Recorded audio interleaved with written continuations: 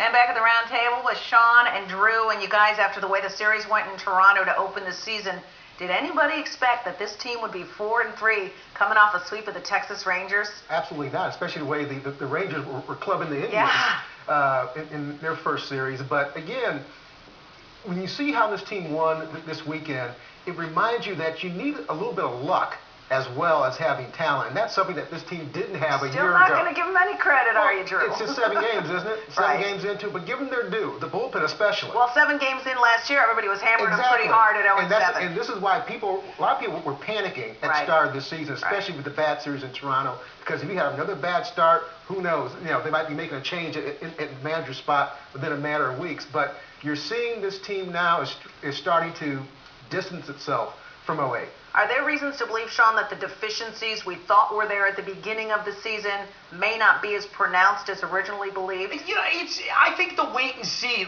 Like Drew, I think the first few days, problems with the starting pitching, check. Problems with the bullpen, check. Here we go again, long season. But you know what? Problems with the closer. Yeah, exactly. This weekend, doesn't know what he's doing. Fernando Rodney came in and was lights out 2 days in a row. He was awesome yesterday. Yeah. They're getting the clutch hits. Yesterday we were sitting in the park. I took the family down there, and 2 infield errors, and all of a sudden, Justin Verlander goes from pitching this wonderful game to, oh my gosh, this guy could actually lose this game. And hand in hand. So much more than people know. I firmly believe it. Drew, I remember we talked about this last year. Last year, they weren't a good baseball team, but I don't think they were as bad as their record indicated. I thought they were around a 500 team, and I feel that way this year. I think they're around a 500 team, and the reason I say that, the division they play in stinks. Let's just say it. This isn't a good division. I know Minnesota always finds a way to win games. The White Sox will be hanging around, but it's not a good division, Drew. This team could just find a way to play 500 ball through April. Right. Again, get a little bit healthier. Bonderman, if he can come back at all, and Zumaya.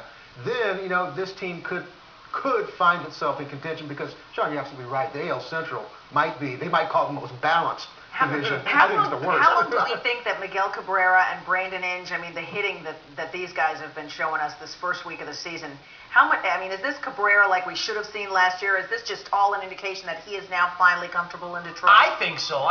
The sky's the limit for this guy, really. It's amazing, huh? And conversely, Inge is off to the hot start, Cabrera's off to the hot start, and I guess I'd counter that with saying, well, you know what, Carlos Guillen hasn't really picked it up yet. Maglio Ordonez really hasn't picked it up yet. So I'm hoping that it kind of evens itself out. I had high hopes for Carlos Guillen in particular this year because I think you can just take a look at his body and see, all right, this is a guy that shaped up a little bit, maybe shed some unwanted pounds and whatnot. So I was hoping that would translate. But Miguel Cabrera is disgusting. Cabrera is that one guy who opposing teams fear. Absolutely. How many of those guys you have in the majors right now? 4 or 5? Yeah. 4 or 5 at max. Pujols and this guy maybe. Yeah, that's what I think. So having him in there will have a ripple effect on the entire lineup. Boy, and if Jackson and Galarraga can pitch the way that, and now we can expect it from Galarraga. Right. But two good starts by Jackson. The guy should be 2-0. He really should be. What do you think about Justin Verlander, too? Obviously we've seen 2 very different performances from him. Do you think the real Justin Verlander of this season is one of those or somewhere in the middle?